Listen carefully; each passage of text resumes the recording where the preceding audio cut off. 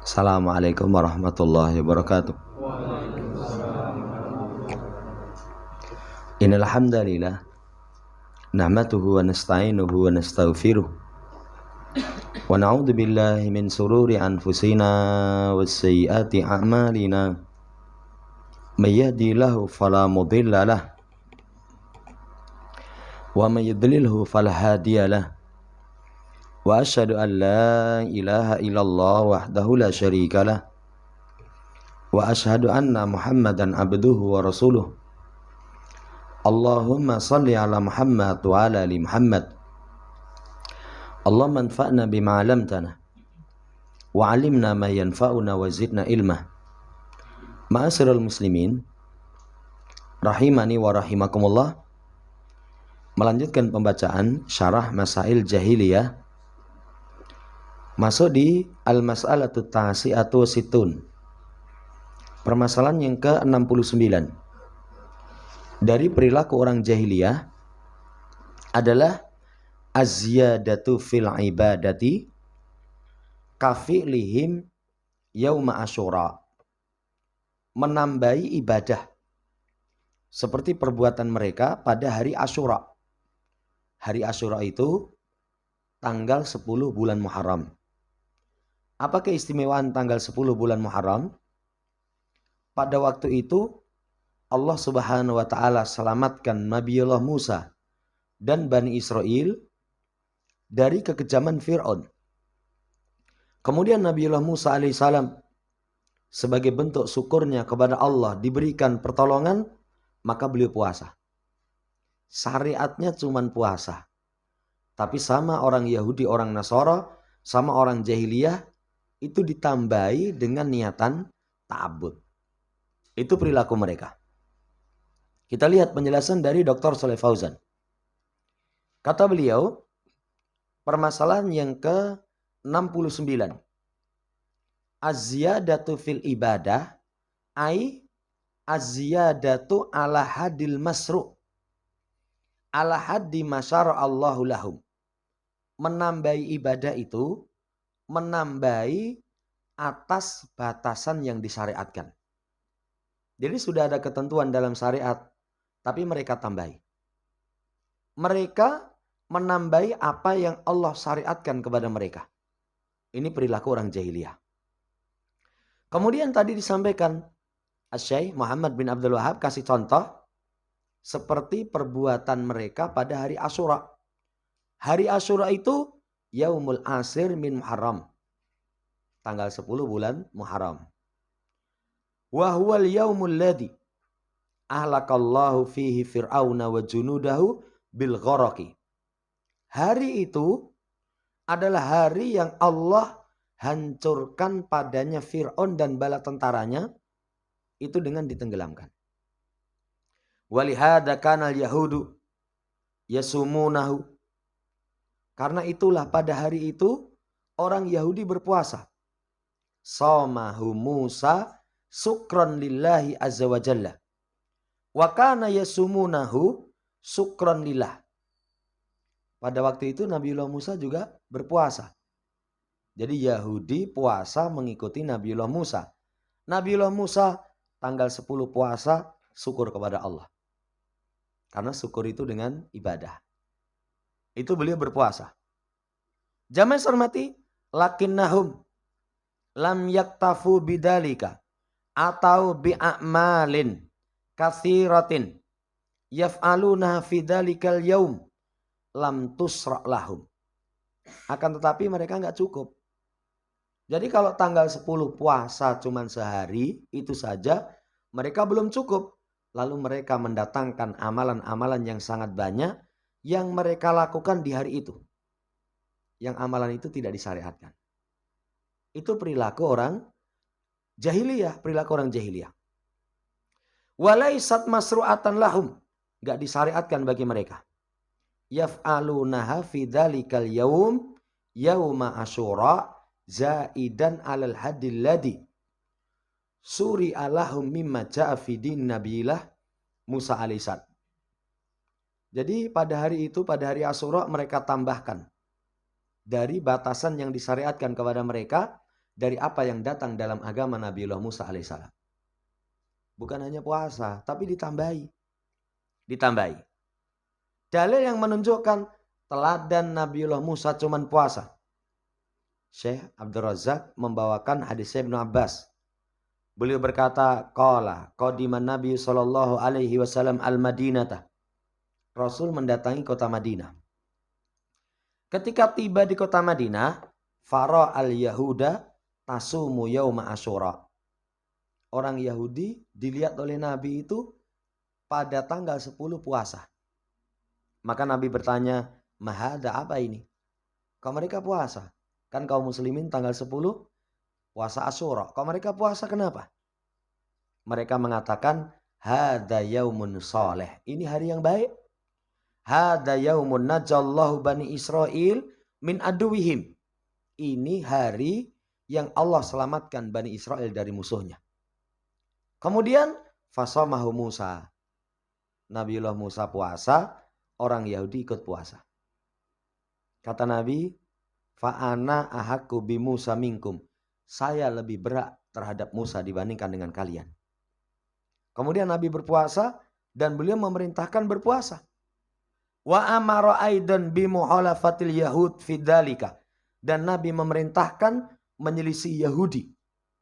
Dalam hal itu, maka ketika Rasulullah berpuasa Asyura memerintahkan berpuasa, mereka mengatakan, ya Rasulullah, innahu yaumun tu'addimuhul yahudu wan nasara. Ini hari diagungkan Yahudi Nasara.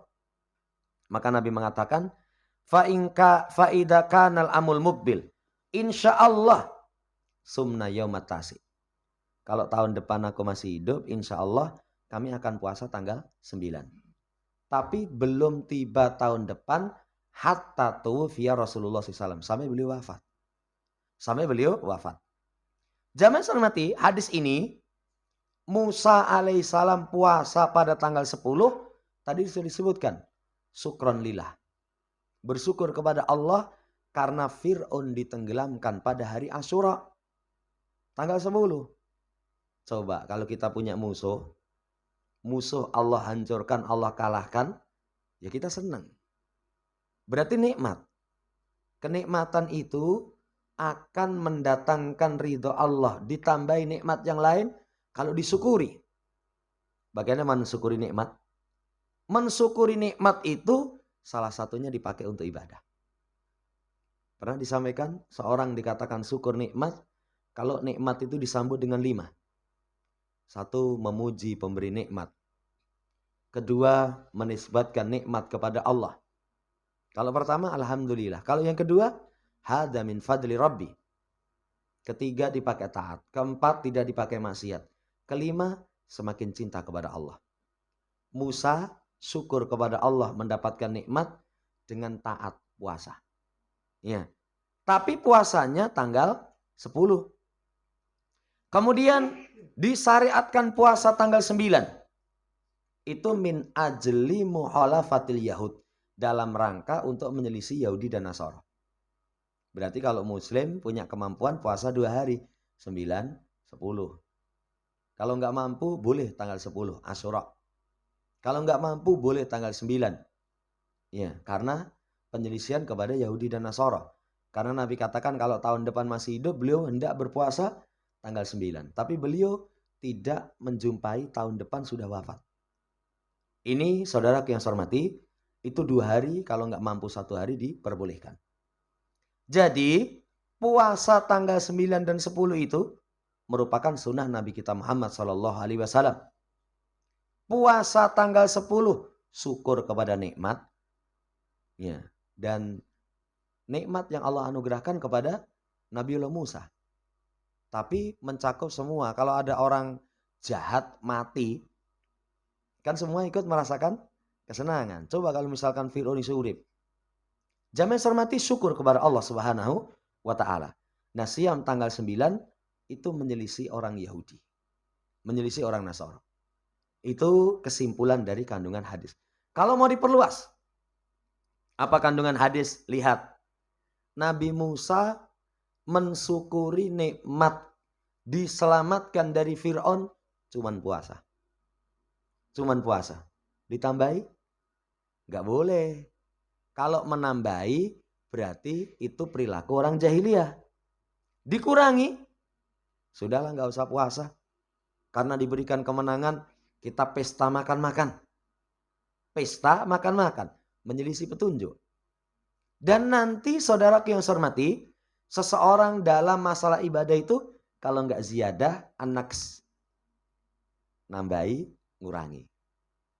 Nambahi, ngurangi. Itu pelajaran kalau mau diperluas. Pelajaran kalau mau diperluas, Nabi kita Muhammad SAW lebih berhak terhadap Musa dibandingkan Yahudi. Kenapa? Karena para nabi itu bersaudara. Dari satu bapak beda ibu. Kalau bapaknya nanti dirunut nasabnya, semuanya nyambung. Semuanya nyambung. Ini beliau lebih berhak terhadap Nabiullah Musa. Sampai beliau katakan, saudaraku Musa. Iya, saudaraku Musa. Beliau lebih berhak kepada Musa. Terlebih lagi syariat. Sama itu. Pentauhidan kepada Allah Subhanahu wa taala. Yahudi lancang. Jadi kalau Yahudi mengikuti, sebenarnya itu gak tulus. Wong buktinya mereka lancang.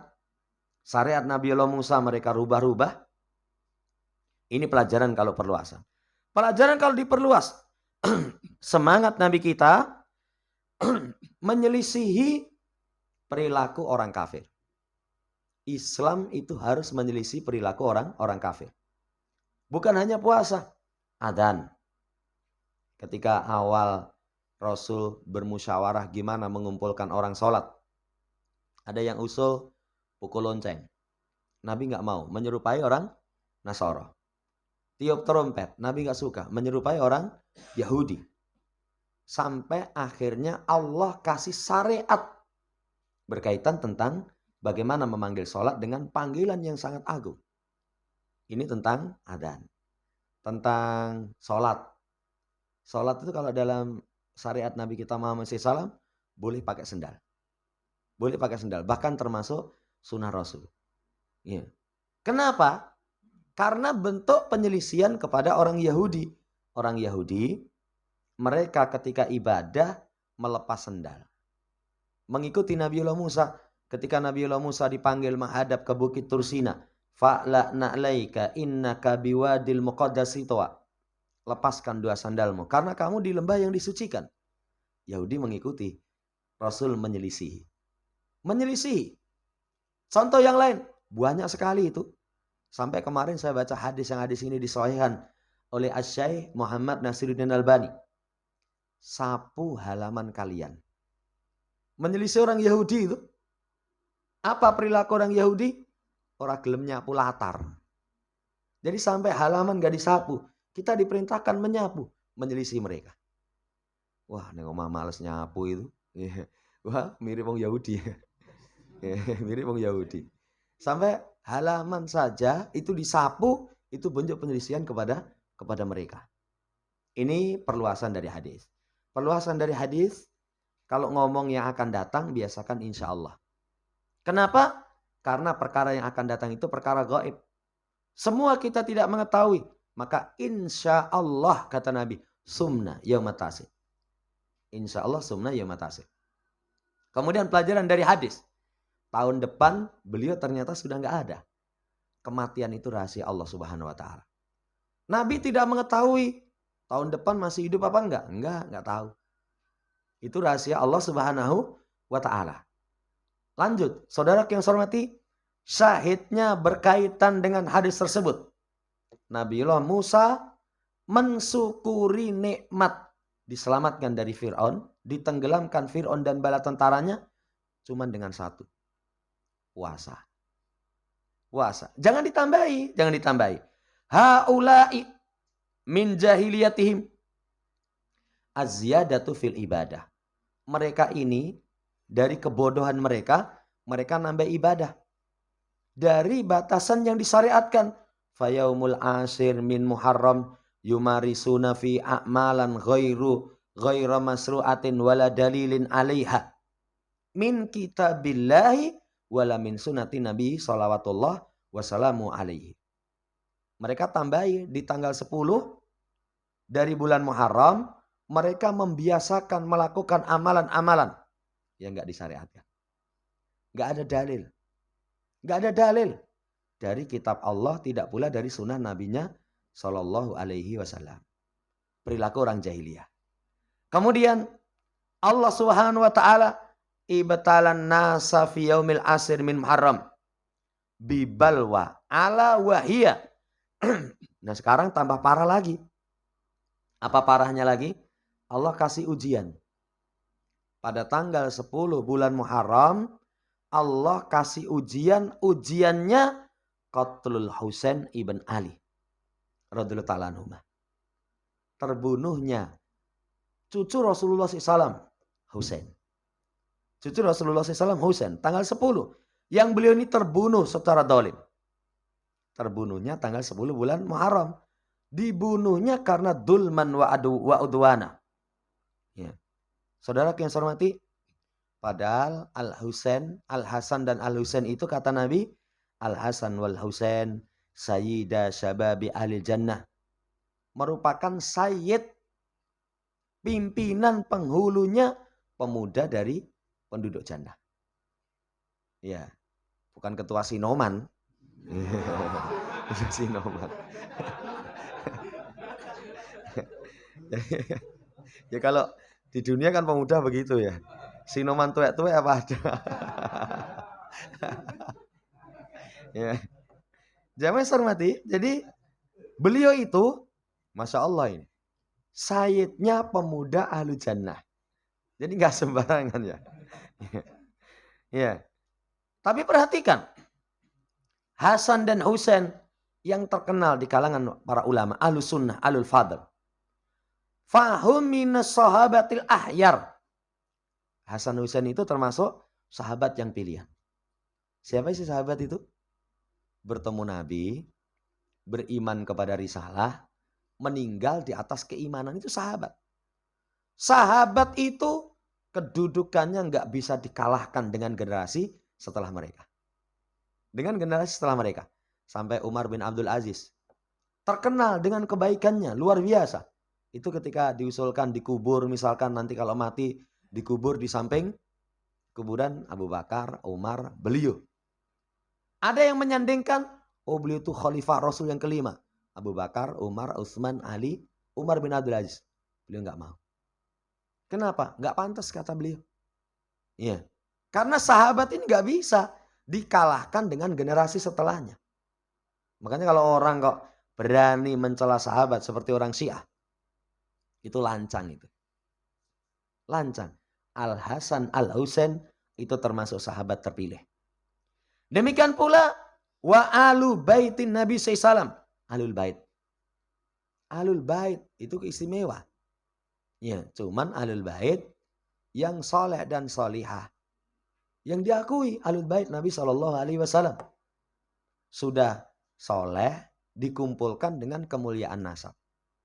Dan kita termasuk akidah Ahlussunnah wal Jamaah itu mencintai keluarga Nabi SAW. Keturunan Rasulullah SAW. Tapi yang jelas kan sekarang rame keturunan Nabi tenan apa ora gitu. Kelakuane kok kaya bang ya. Bangsa. Wah, kok malah miso. Itu sing ngomong kan itu sing apa? Yang enggak suka dengan mereka. Ya. Jamaah hormati, Alul Bait Nabi Al-Hasan wal Husain. Dan nanti ternyata keturunan beliau itu semuanya kembalinya kepada Al-Hasan dan Al-Husain. Karena selain dari itu, misalkan dari anak Rasulullah SAW, selain dari keturunan Al-Hasan dan Husain, itu banyak yang tidak memiliki keturunan. Hanya dari beliau, wallahu ta'ala. Saudara yang saya hormati, ini istimewanya. Lahuma makanatuhumal aliyah. Ya. Kedudukan mereka berdua itu tinggi. Kedudukannya tinggi. Wasya Allah an yabtaliyan nas bi an yuqtalal Husain dulma fi yaumil asir. Dan Allah hendak menguji manusia. Apa ujiannya? Seorang yang memiliki kedudukan yang sangat mulia. Cucu Nabi terkasih. sahabat yang istimewa. Kemudian mendapatkan kabar gembira sebagai pimpinan pemuda Ahlu Jannah. Itu terbunuh pada tanggal 10 bulan Muharram. Terbunuhnya secara dolim. Kalau terbunuhnya misalkan di medan perang, ya meninggal mati syahid. Lah ini didolimi kok. Didolimi, tidak memiliki kesalahan. Saudara yang saya hormati, lah dari pintu itu terbunuhnya Al-Husain itu babu fitnah wa ibtila. Itu pintu fitnah bagi orang yang mewarisi perilaku jahiliyah muncul. Ya, muncul.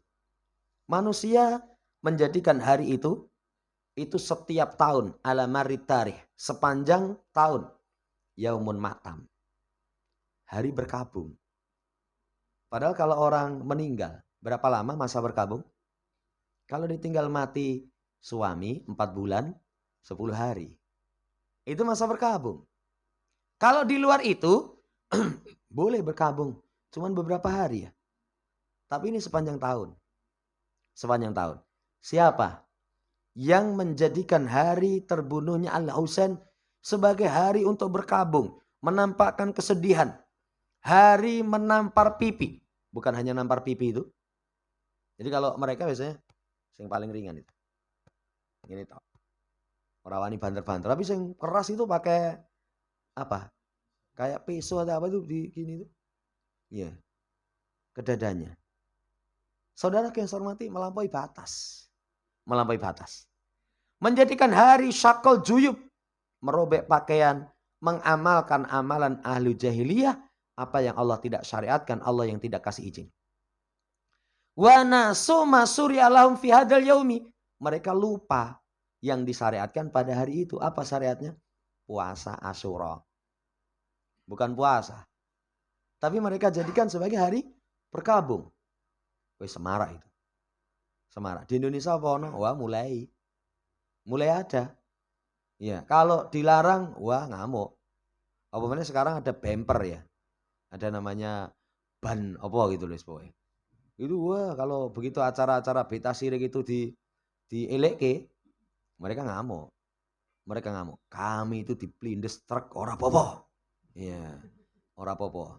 Ning truk anak, baleng truk tenan boyoke remuk mati. Jamaah yang hormati, itu berlebihan melakukan perkara yang tidak disyariatkan. Kemudian rubama lauki lalibadim mada yasra'u lil muslimin fi yaumi asyara.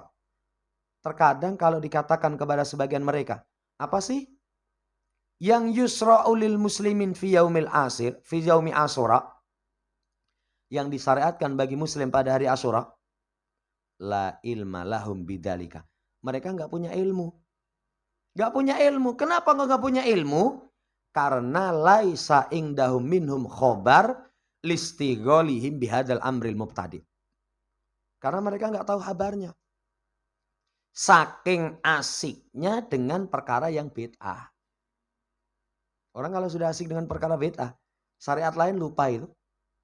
Lah asiknya cuman sholawatan, dangdutan, jinglak-jinglak. Karena ada kelompok tertentu itu pokoknya pengajian mereka itu kalau enggak sholawat, yasin. Ya, guru kita. Akhirnya yang lain terbengkelai. Tapi kalau diingatkan, ini loh ada syariat, malah ngamuk.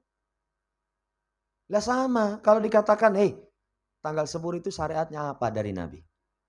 Syariatnya apa? Mereka nggak bisa jawab. Kenapa? Sudah terlanjur sibuk dengan perkara yang diada-adakan. Kan orang itu tergantung. Siapa yang sibuk dengan kebaikan, lalai dari kejelekan. Siapa yang sibuk dari kejelekan, lalai dari kebaikan. Karena seorang nggak mungkin separuh-separuh. Kupingnya separuh ngrungokne murotal, kupingnya separuh ngrungokne dangdutan gitu. Ya. Tapi ini sing kiwa kok. Jadi sing kiwa itu setan. Ya. Sing tengen murotal. Ya. Kemudian mripate sing ini brebes mili gitu karena ngrungokne apa? Musik. Sing sini misalkan ya berbingar-bingar gitu. Saudaraku yang saya hormati nggak mungkin. Lah ini. Satu sisi mereka melampaui batas menambahi aturan syariat. Dijadikan hari berkabung. Lawang hari berkabung ketika kematian. Istri 4 bulan 10 hari. Kalau orang biasa, kalau nggak salah itu 3 hari mungkin. 3 hari boleh sedih, nangis. Setelah itu sudah nggak boleh. Nggak boleh. Ini setiap tahun. Setiap tahun. Wa qabil haula'i li raddi bid'atihim wa dolalihim bi bid'atin ukhra. Cuman sayangnya, ya, yang merupakan kesebalikan dari mereka ini dengan alasan apa? Membantah bid'ah, kesesatan mereka, tapi dengan memunculkan bid'ah yang lain. Menjadikan hari Asyura hari tausiah atau iya, hari untuk lapang, santai, hari gembira, hari makan minum, hari bersenang-senang dengan anak, dengan manisan atau yang lain. Sebagian melampaui batas dengan menjadikan hari berkabung, sebagian yang lain melampaui batas dengan meremehkan, bukan puasa. Tapi malah 10 Asyura, ayo, wis seneng-seneng ini. Apa? Gue bantah wong Syiah. Lah kamu seneng-seneng dengan alasan bantah Syiah, terjatuh dalam bid'ah yang lain. Makanya hati-hati ini. Hati-hati. Ada orang kalau peringatan 1 Suro di Solo ada ngarak kerbau. Ya, supaya kaum muslimin itu enggak delok kebo, diarak kebo. Kita adakan acara mabit. Apa itu mabit, Mas? Mabit itu mobat mabit. Ya. Acara mobat mabit. Dikiranya apa? Wah, ini syar'i. Jadi untuk menyelisih mereka. Kalau mereka itu malam 1 Suro lek-lekan, delok kebo lewat. Ya, setelah itu nanti supaya dapat barokah. Wah, sirik itu. Wah, kita nanti di masjid semalam lelean podo. Apa bedanya? Kalau mereka dengan kesyirikan. Kalau kalian dengan amalan yang tidak dicontohkan. Niatan takarub. Itu sama-sama melampaui batas. Makanya kayak kemarin tahun baru. Tahun baru nasihat para ulama. Penanggalan miladiyah. Bukan penanggalan Islam. Bukan penanggalan Islam. Lah terus ngapa? Ya wis ora ngopo-ngopo. Ya, jangan anggap istimewa. Jangan sampai nanti bengi gitu wae golek kopi, golek jagung. Ya, bakar-bakar.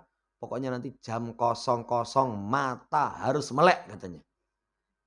Untuk bisa menjumpai perubahan tahun. Halah orang ngopo gitu ya. Oh, enggak ada istimewanya kok. Enggak ada istimewanya. Oh, kalau kamu peringatan yang geladak, wah apa itu? Tasabuh dengan orang kafir. Lah kowe nang omah ya padha no.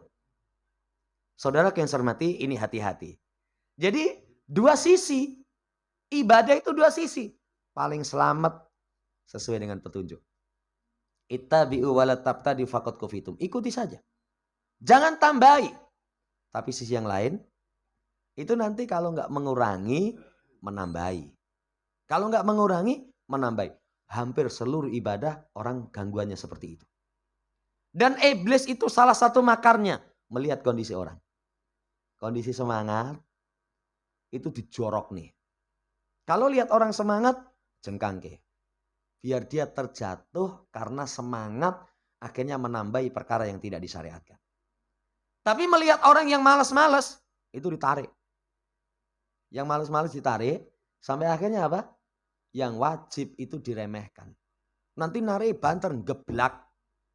Setelah geblak, ya sudah sama-sama binasa. Sama-sama binasa.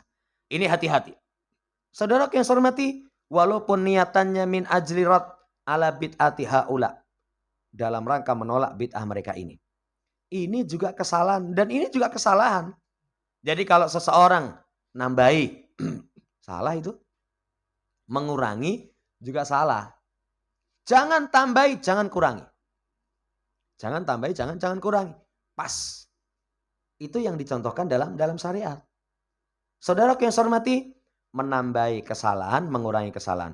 Wala yata'abbadu lillah bil ahwa wa bil muhdatsat wa innama yata'abbadu lillahi bima syara'a. Jangan seseorang beribadah kepada Allah dengan hawa nafsu. Hawa nafsu itu lagi eleknya apa? Ya, eleknya apa? Enggak ada eleknya ini. Wong kita niatannya baik. Betapa banyak niatan baik enggak akan sampai. Kenapa? Karena tata caranya tidak sesuai petunjuk Rasul. Ya. Bukan dengan muhdatsat, diada-adakan. Tapi ibadah itu dengan apa yang disyariatkan. Dengan apa yang disyariatkan. Makanya kalau di Darussalam ketika membaca tentang jalan salaf dalam tarbiyah, dalam perbaikan. Di poin tertentu para salaf itu prinsipnya apa? Dakwah, ibadah, kemudian satu lagi apa itu? Itu semuanya dibangun di atas pensyariatan. Jadi tasri', dakwah, ibadah. Dibangun di atas Quran dan Sunnah. Dibangun di atas Quran dan Sunnah. Itu pondasi pokok. Pondasi pokok. Iya. Jamaah hormati, tanggal 10 melakukan perkara-perkara banyak yang semuanya tidak Allah izinkan. Bukan termasuk dalam agama Allah. Bukan termasuk dalam agama Nabi. Sekali lagi, yang disyariatkan cuma puasa. Sebagai wujud syukur. Ya, kalau mau tambahkan tanggal 9 dalam rangka menyelisih orang Yahudi. Itu harusnya seperti itu. Wa annakuna alal tu'maninati wa alal ibadati wa alal qiyami bi taatillah bima syara'a lana wa bima amarona sallallahu alaihi wasallam bihi. Maka hendaknya kita tenang di atas ibadah, melaksanakan ketaatan, tapi dengan apa yang Allah syariatkan. Dengan apa yang Allah syariatkan. Jangan tambahi, jangan kurangi.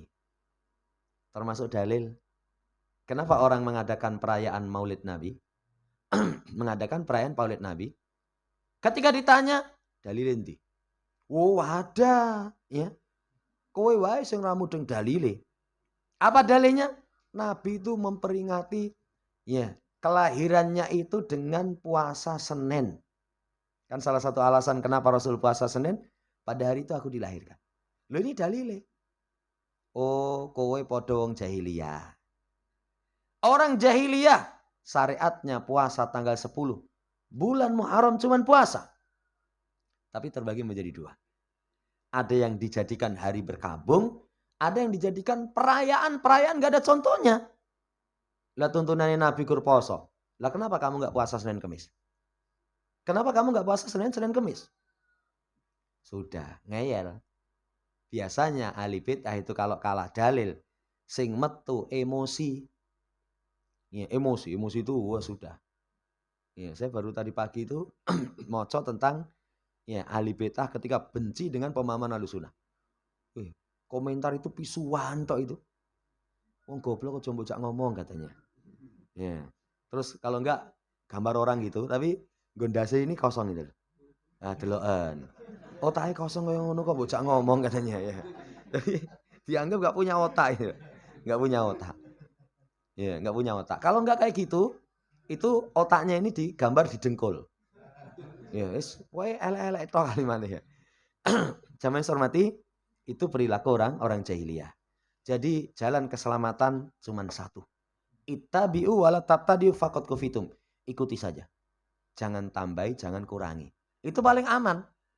Makanya di masa yang banyak sekali perselisihan. Kadang orang kalau mengikut pendapat ini tidak dikembalikan kepada dalil. Wah sudah. Rame. Karena hampir permasalahan itu ada pendapat yang bermacam. Lah kok bisa pendapat bermacam? Pernah kita sampaikan, kenapa muncul pendapat yang bermacam? Pertama, bisa nas belum sampai. Kedua, bisa nas sampai dipahami lemah. Ketiga, bisa nas sampai dipahami diyakini sahih tapi ditafsirkan dengan tafsir yang berbeda. Itu yang memunculkan perbedaan. Tapi kalau kembali kepada praktek Nabi, selesai. Semua perkara nasihat sahabat ittabi'u wala tabtadi faqad kufitum. Ikuti saja. Ikuti saja. Enggak ada contohnya, enggak usah. Enggak usah. Kalau saya sering kasih contoh amalan keseharian. Amalan keseharian ada orang bingung. Gimana saya ngitung zikir dengan biji tasbih? Rasul enggak kasih contoh. Selesai. Tapi kalau dibahas ini cuman alat. Cuman alat. Dan Nabi ngitungnya dengan tangan kanan. Ya sudahlah. Selesai. Mau sholat. Ada itu yang kemarin rame mau sholat membaca Bismillahirrahmanirrahim. Allahu Akbar. Ada nggak tuntunannya? Nggak ada. Sudah nggak usah. Sudah nggak usah. Ya, nggak usah pakai kalimat. Itu bid'ah mungkarat. Wah, sekarang kadang alergi dengan kalimat seperti itu. Lawang ayat yang jelas lafadznya kafir. Ojo kafir mas, terlalu keras. Apa itu? Non muslim. Non muslim. Jadi koyo non alkohol gitu loh. Non muslim. Bahasanya saja wong ayatnya kafir udah bingung ya. Wallahu ta'ala alam, ini yang bisa kita baca insyaallah. Pertemuan seterusnya nanti ke sebaliknya. Kalau poin ini menambahi, kalau poin yang ke-70 itu mengurangi. Ibadah dikurangi. Demikian semoga Allah Subhanahu wa taala berikan taufik untuk kita menjadi hamba yang senantiasa ittiba, jauh dari menambah ataupun mengurangi syariat sehingga kita selamat di dunia wal akhirah. Allahumma amin. Subhanakallahumma rabbana bihamdika asyhadu an la ilaha illa anta astaghfiruka wa atubu ilaik. Assalamualaikum warahmatullahi wabarakatuh.